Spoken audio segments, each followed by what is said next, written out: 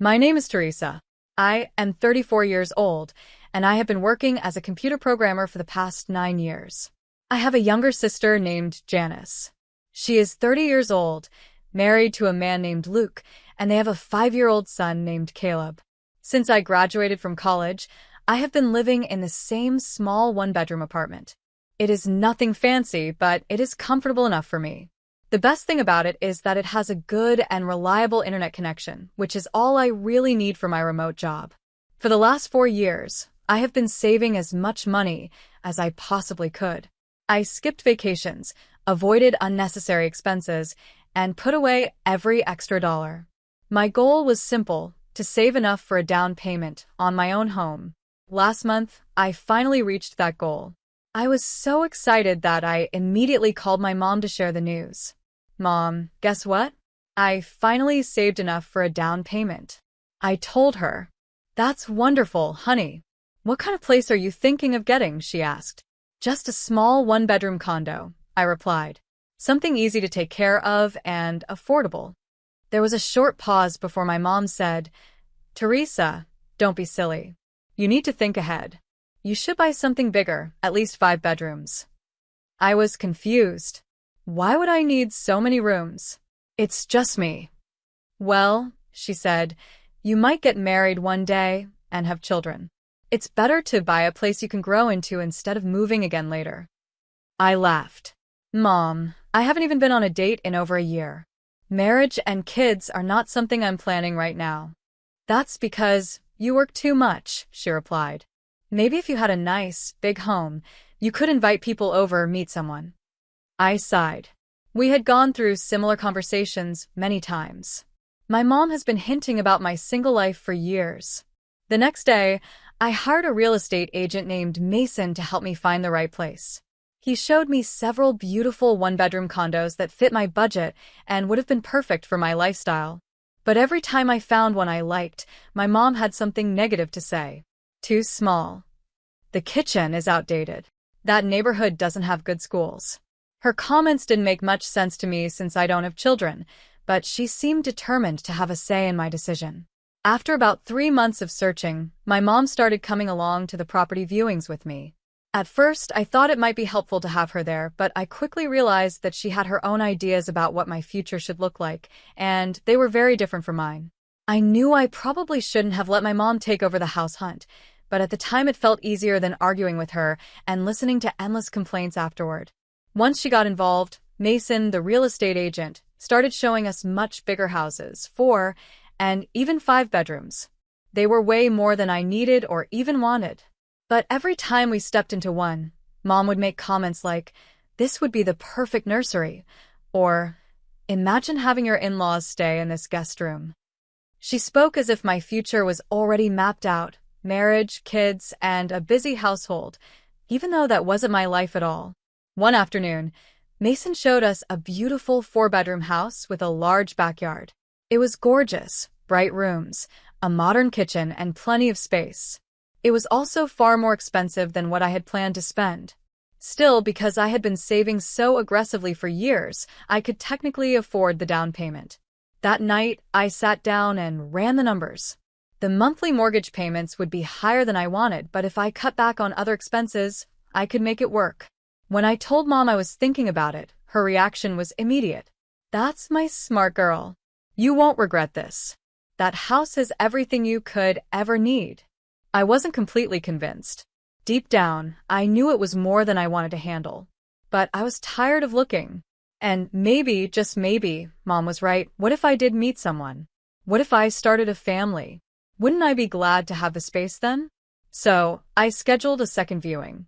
I was close to making an offer, but before finalizing anything, I decided to visit my parents in person to share the news. It was a Friday afternoon when I drove over. My parents still lived in the same house I grew up in, a modest 3-bedroom in an older neighborhood. I still had a key, so I let myself in, calling out as I stepped inside. No one answered, but I could hear voices coming from the kitchen. As I walked down the hallway, I realized they were on speakerphone with Janice. I was just about to say hello when I heard my name. "Teresa has no idea," my mom's voice said, sounding smug. We've got her convinced to buy that big 4-bedroom house, and then your father and I will move in with her. Janice asked, and you're sure she'll be fine with that? Of course she will, Mom replied without hesitation. What's she going to do with all those empty rooms? She's an old maid. She'll never get married. This way, she won't be alone, and we can give you and Luke our house. I froze in the hallway, my heart pounding, realizing the house search had never really been about me at all. I froze in the hallway, shocked by what I had just heard. It's the perfect setup, Dad said.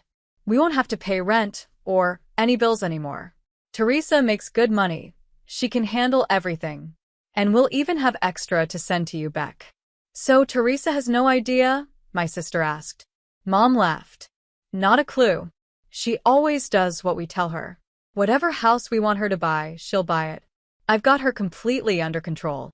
My stomach turned. My own family was planning to use me, tricking me into buying a big house so they could move in and live off me forever. I quietly stepped back toward the front door, then slammed it shut loudly so they would hear. Hello, anybody home? I called out, pretending I had just arrived. In the kitchen, honey, Mom answered, her voice suddenly warm and sweet.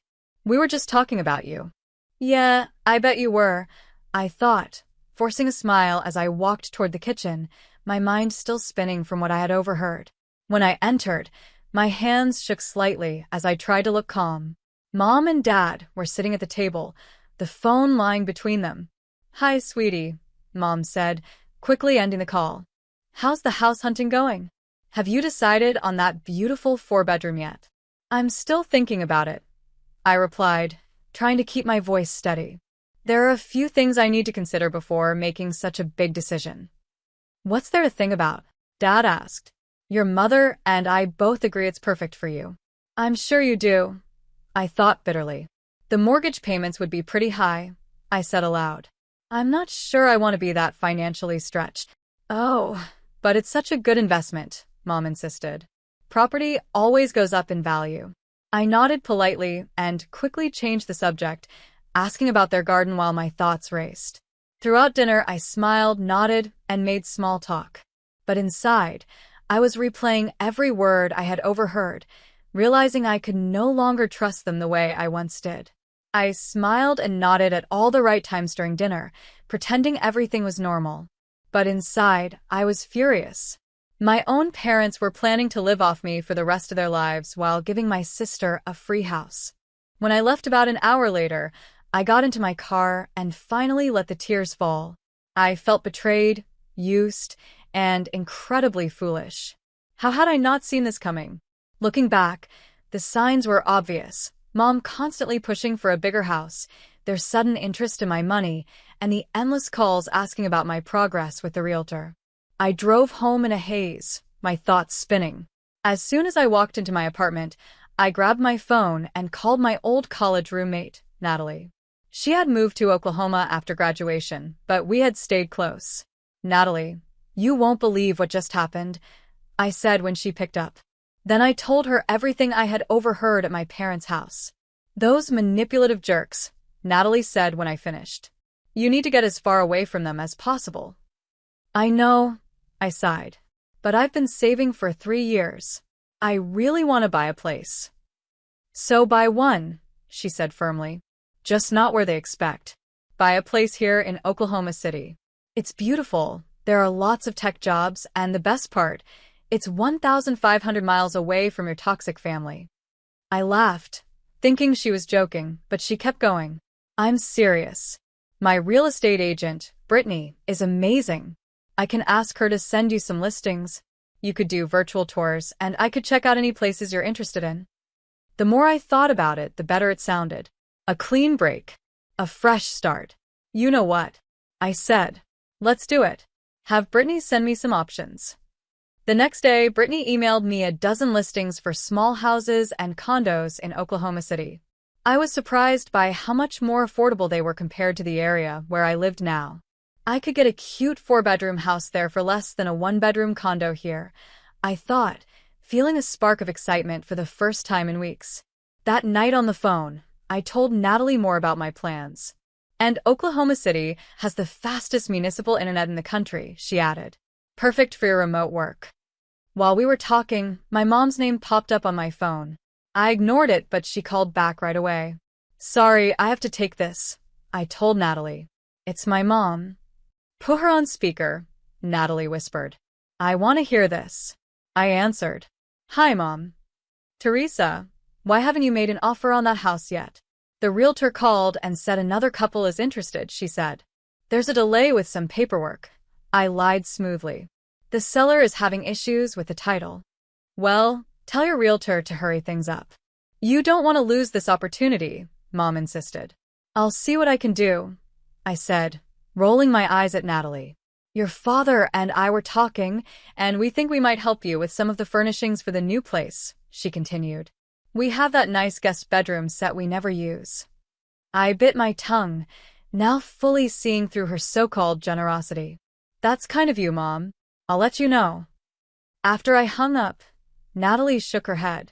Wow. They're not even trying to hide it. I know, I said. And the worst part is, I almost fell for it.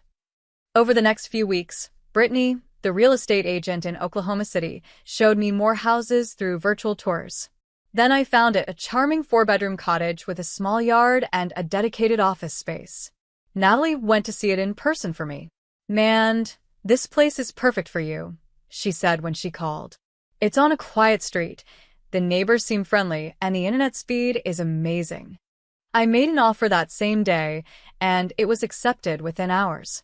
Meanwhile, Mom kept calling to ask about my house, the one she had picked out for me. I kept making excuses.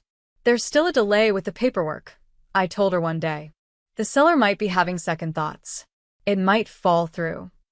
That can't happen, Mom said quickly, sounding worried. Your father and I were just talking about how excited we are for you to have your own place.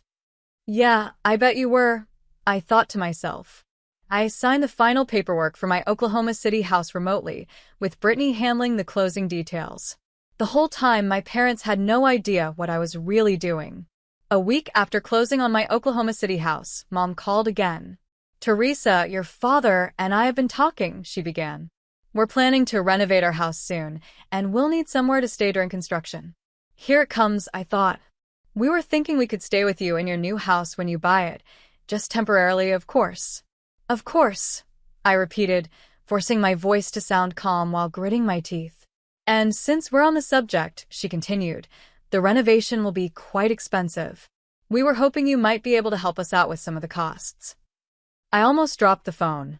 They weren't even waiting for me to buy the house they wanted before trying to get more money out of me. I'll think about it, I said, keeping my answer vague. That's my good girl, Mom replied, her voice dripping with fake sweetness. We knew we could count on you. After I hung up, I sat on my couch, fuming. For the first time, I saw the pattern clearly. Every visit with my parents ended with them asking for money. Sometimes it was $1,000, sometimes $1,500, but it was always something. They only called when they needed something from me. That's when I realized I had done exactly the right thing by buying a house far away from them. It was time to break free from their manipulation for good.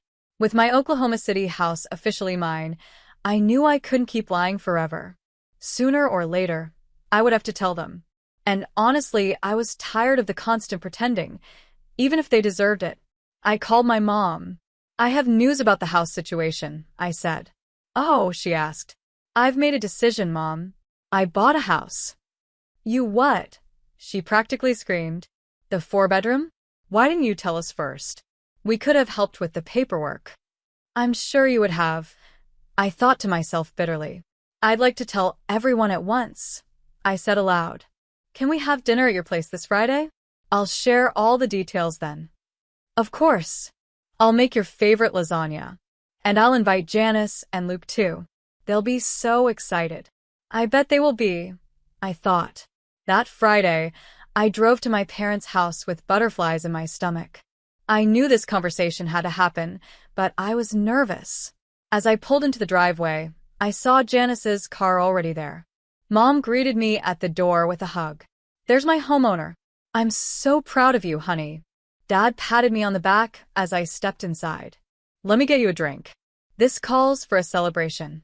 In the living room, Janice was sitting on the couch next to Luke. She gave me a tight smile. Congrats on the house, sis, she said, but she didn't look me in the eye. Dinner was awkward. Everyone kept making little comments about my new house, but no one directly asked me for details. It was clear they thought they already knew everything. After we finished eating, Mom cleared her throat. Teresa isn't the only one with news, she announced. Your father and I have some exciting updates too. Here we go, I thought. We've decided to give our house to Janice and Luke, Mom said proudly. We've already signed the transfer papers. Janice's face lit up, while Luke looked a little uncomfortable. My parents turned to me with expectant smiles. That's very generous, I said evenly. Well, they need the space with little Caleb, Dad replied. And, of course, you'll be moving into your new house soon. Speaking of which, when can we come see it? I took a deep breath. Actually, I have my own announcement. Everyone turned to look at me. I did buy a house, I said, but not the one you think. The room went silent. What do you mean? Mom asked, her voice suddenly sharper. I bought a 4-bedroom house, I explained. It's exactly what I wanted, small, easy to take care of, and with the perfect space for my home office. But we thought, Dad began. I know what you thought. I cut in, my voice firm. I heard you, Mom and Dad. That day when I came over a few months ago, I heard your conversation with Janice on the speakerphone. The color drained from Mom's face. What conversation? The one where you called me an old maid and said I'd never get married. The one where you laid out your plan to move into my house and live off me while giving your house to Janice. The one where you said you had me completely under control. Janice shifted in her seat, looking uncomfortable. Luke's eyebrows shot up in surprise. We never said, Dad began. Yes, you did. I cut in. Every word. And there's more. I went on, the words spilling out now. I know about your renovation plans.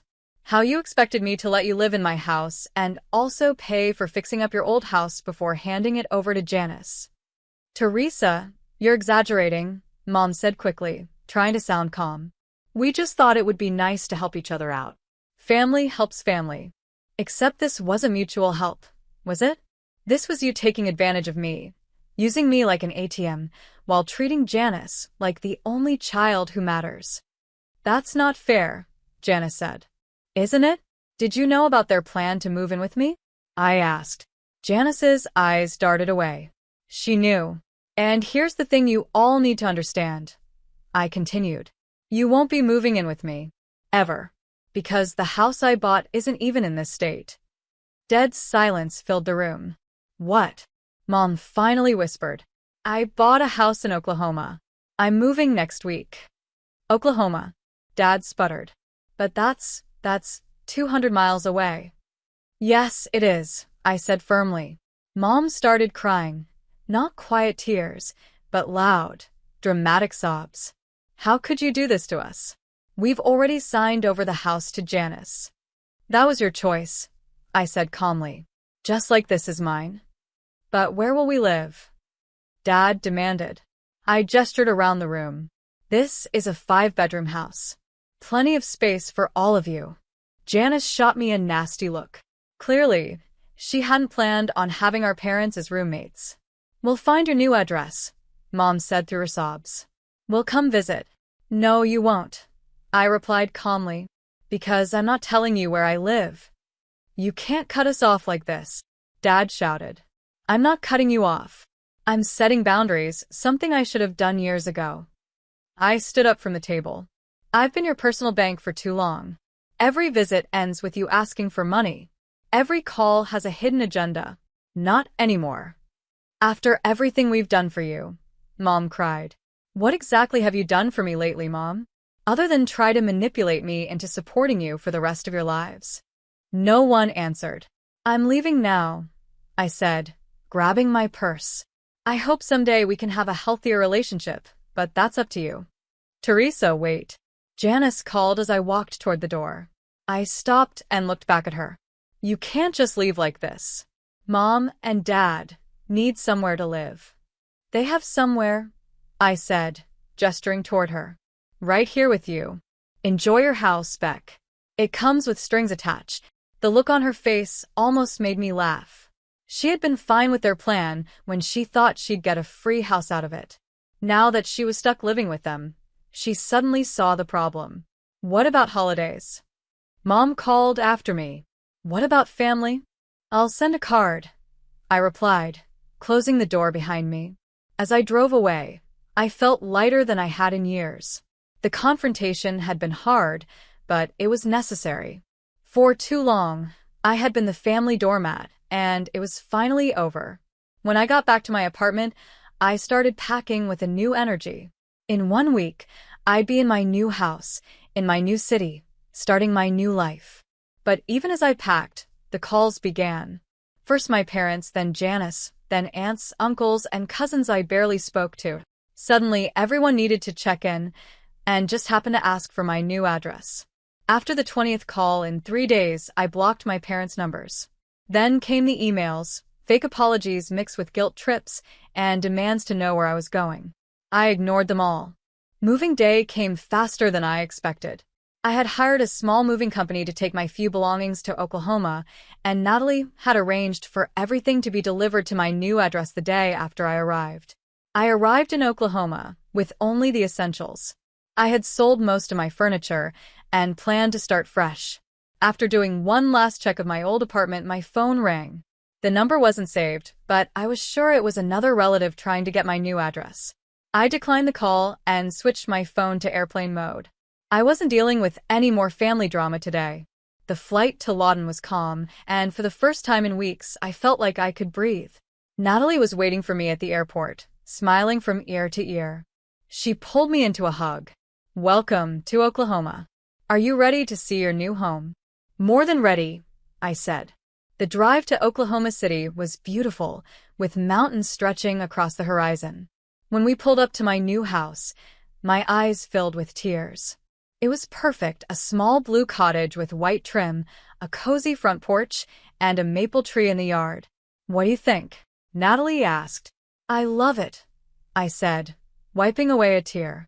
It's exactly what I wanted. Inside was even better.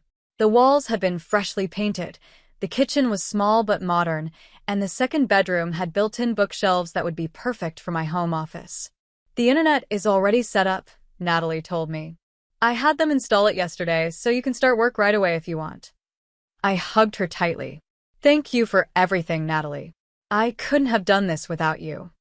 That first week in my new home was both exciting and a little nerve-wracking. I loved unpacking and arranging my things, but part of me still worried my parents would somehow track me down and show up at my door with their suitcases. I jumped every time the doorbell rang, even though only Natalie and the moving company knew my address. By the end of the 3rd week, I had settled into a comfortable routine. I found a local coffee shop with great Wi-Fi for when I wanted change of scenery, joined a yoga studio down the street, and even met a few neighbors who invited me to a weekend barbecue. See? Life is better here, Natalie said when I told her about my new social calendar. She was right. Without the constant drain of my family's demands and manipulation, I finally had room to breathe and start building a life that was mine alone. I had more energy, more money, and more happiness in my daily life. Of course, my parents hadn't given up completely. When I blocked their calls, they switched to sending emails.